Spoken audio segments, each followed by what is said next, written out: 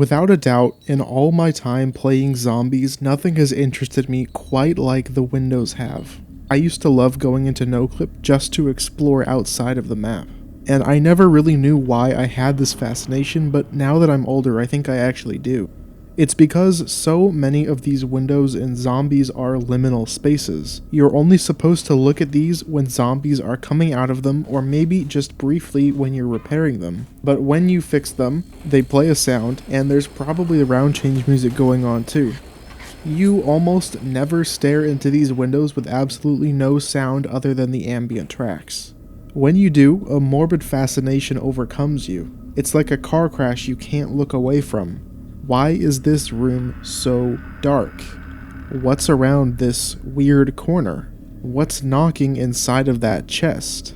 It's a place you've seen before with people or with a purpose, but now you're seeing it without one. It feels like you're looking at something you're not supposed to be looking at. This is a concept that has gotten very popular over the past few years, the idea of a liminal space. We usually think about malls, playgrounds, office buildings, stuff like that, but this also transfers over to video games too. Without a doubt, one of the most popular ones is Garry's Mod and Half-Life 2. But today, I'd like to take that a step further. I believe that some of the early Call of Duty Zombies maps are some of the most interesting liminal spaces I have ever seen in a video game, and I don't think enough people have really talked about it.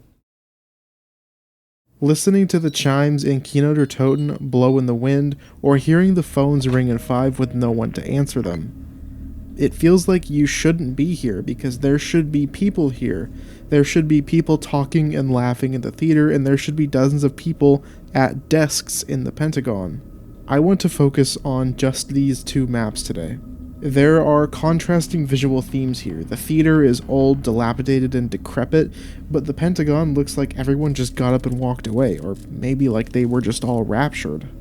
Kino is like exploring an abandoned building. It's falling apart, dust, dirt, and debris are everywhere.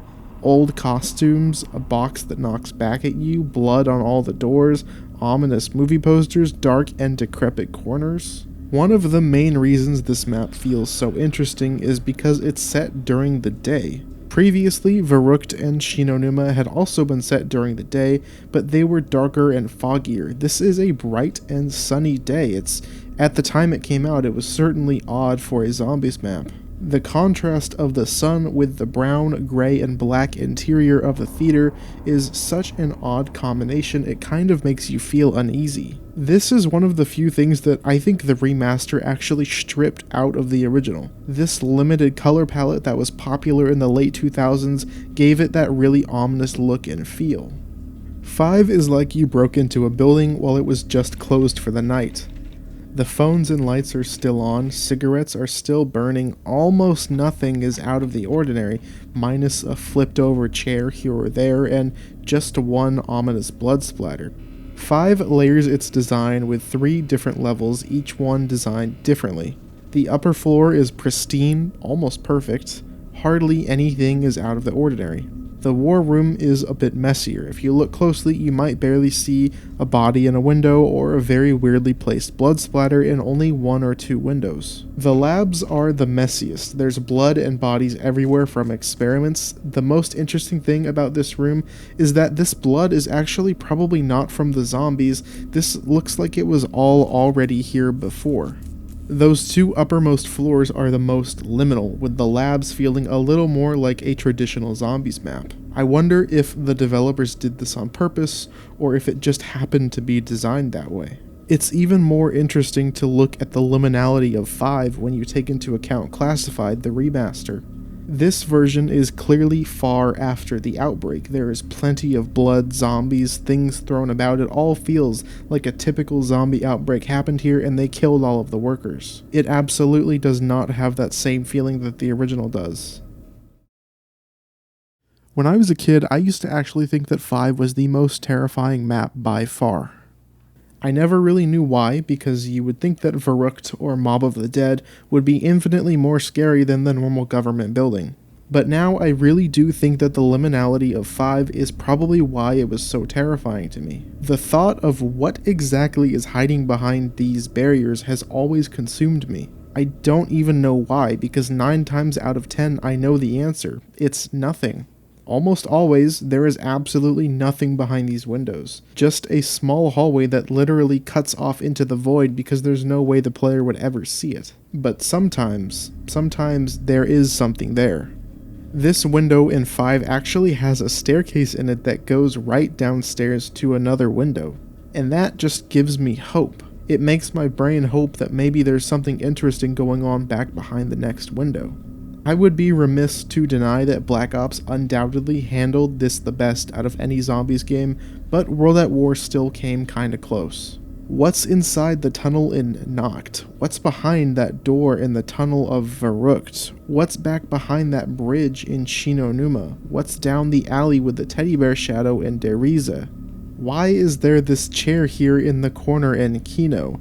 What's inside that back room in the meeting room in 5, or that dark corner nearby? What about down the hallway in the Ascension spawn room, that orange glowing room in Call of the Dead, those blue tunnels in Shangri-La, the ominous red tunnels in Moon?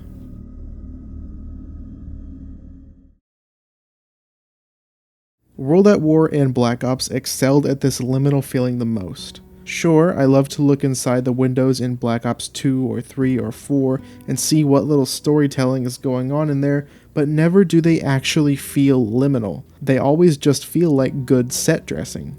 Modern Zombies doesn't even have windows anymore, so this feeling is not something you'd ever really get again. There are plenty of Zombies maps that just look like zombies have spawned in out of nowhere in the middle of a perfectly ordinary day. Instead of feeling liminal though, it usually just feels kinda soulless. This was a mixture of the limited graphical capabilities of the time and the still simple nature of zombies. It's just not really possible to happen anymore.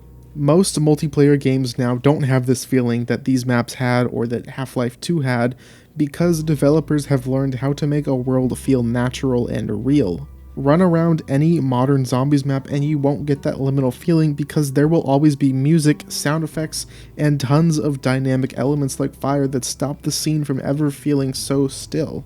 And this isn't inherently bad, like I said. The setting for most of these new maps does warrant that they feel alive. It makes more sense for there to be a proper zombie outbreak instead of a contained one where literally only your player character is being attacked. However, I'll still never forget how unique those early maps were and how there's not really any other experience like them in gaming.